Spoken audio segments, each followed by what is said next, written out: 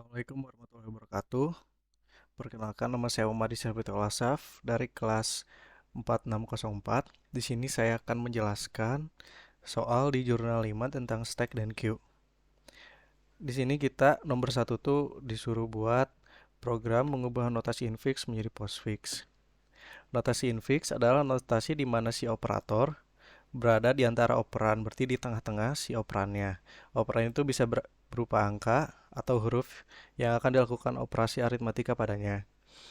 Notasi postfix adalah notasi di mana operator kayak tambah, kurang, kali, bagi, sama pangkat berada di belakang operannya. Nah, ini contohnya. Jadi kan dari atas tadi 1 tambah 2.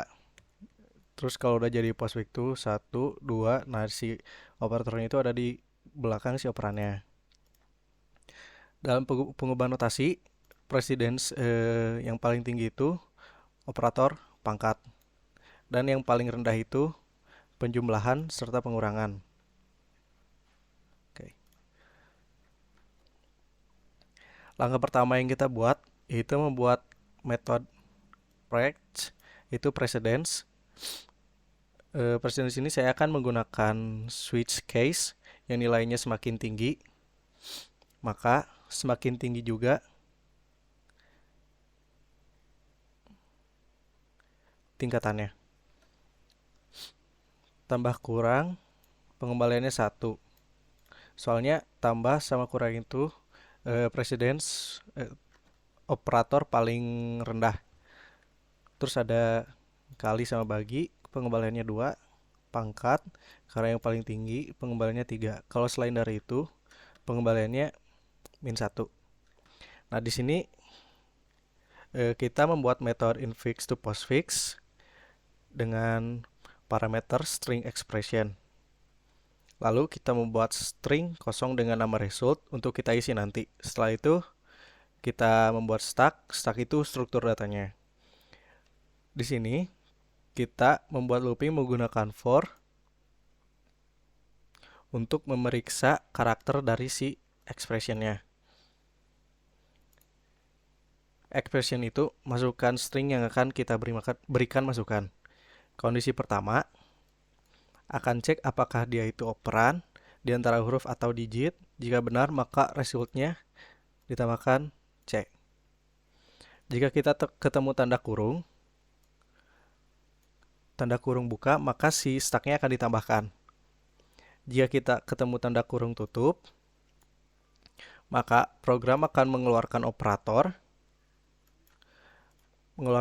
dari stacknya, lalu menambahkan ke dalam result sampai menemukan prioritas operator yang lebih rendah. Kemudian operator ini akan dimasukkan ke stacknya. Setelah itu, program akan mengeluarkan semua operator lalu ditambahkan ke dalam result sebagai hasilnya.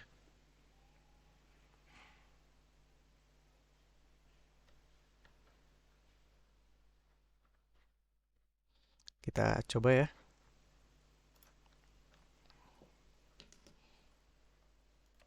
Di soal ini disuruhnya A tambah B dikali dalam kurung C pangkat D dikurang E kurung tutup pangkat kurung buka F ditambah G kali H kurung tutup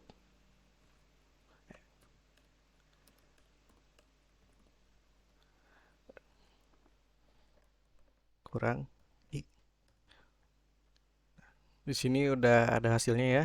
Sama seperti di contoh keluaran di soalnya.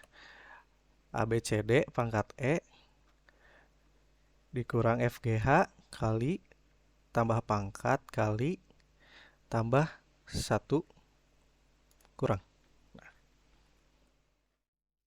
untuk nomor 2, di sini kita akan membuat program to-do list sederhana yang ada fiturnya tuh menambah nama pekerjaan yang harus dilakukan, menampilkan nama pekerjaan yang harus diselesaikan terlebih dahulu, menghapus pekerjaan yang sudah diselesaikan dan menampilkan seluruh isi to-do list. Nah, di sini langkah pertama yaitu membuat queue dengan tipe data string dengan nama task, lalu membuat scanner untuk menginput, lalu membuat variable choice yang akan digunakan di switch case pada menu pilihan. Fitur pertama dari soal yaitu menambahkan pekerjaan dengan cara menambah queue dengan objek list task.add untuk menambahkan input dari si pengguna. Fitur kedua dari soal yaitu menampilkan pekerjaan yang harus diselesaikan terlebih dahulu. Maka di sini saya memberikan kondisi if yang isinya pekerjaan kosong, maka akan menampilkan no task. Lalu kondisi yang kedua akan menampilkan tugas pekerjaan yang harus diselesaikan terlebih dahulu dengan menggunakan metode task.pick. Fitur ketiga dari soal yaitu menghapus pekerjaan yang sudah diselesaikan. Di sini kita harus menghapus pekerjaan yang paling awal dalam antrian. Seperti yang ditunjukkan oleh fitur kedua, di sini saya akan memberikan kondisi if. Jika kosong, maka akan menampilkan no task. Lalu kondisi yang kedua, setelah itu di sini saya menambahkan metode task.remove yang akan otomatis menghapus data paling awal dalam antrian yang telah ditunjukkan oleh case 2 ini. Dan fitur keempat dari soal yaitu menampilkan seluruh isi to-do list. Di sini saya menggunakan metode display task yang saya buat. Langkah pertamanya membuat variable counter untuk penamaan antrian seperti task 1, task 2 dan seterusnya. Di sini iterator digunakan untuk mengakses semua data dari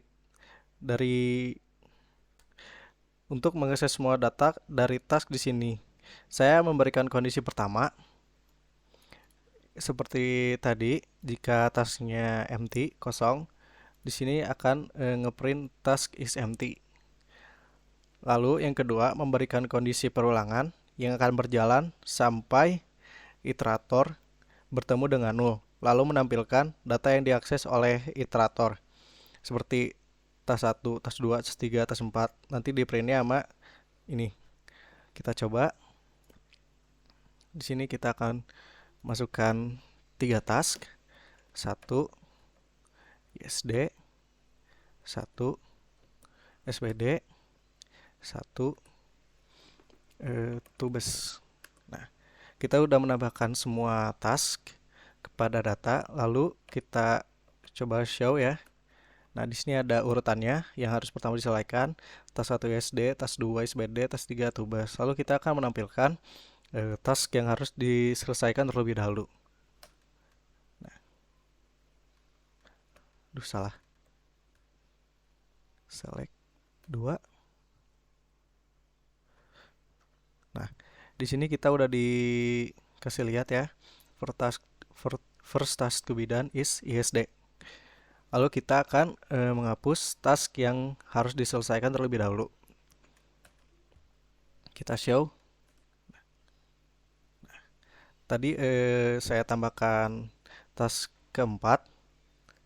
Jadi ada 4 data tadi itu, ISD, SBD, tubes, sama ASD ini. Terus saya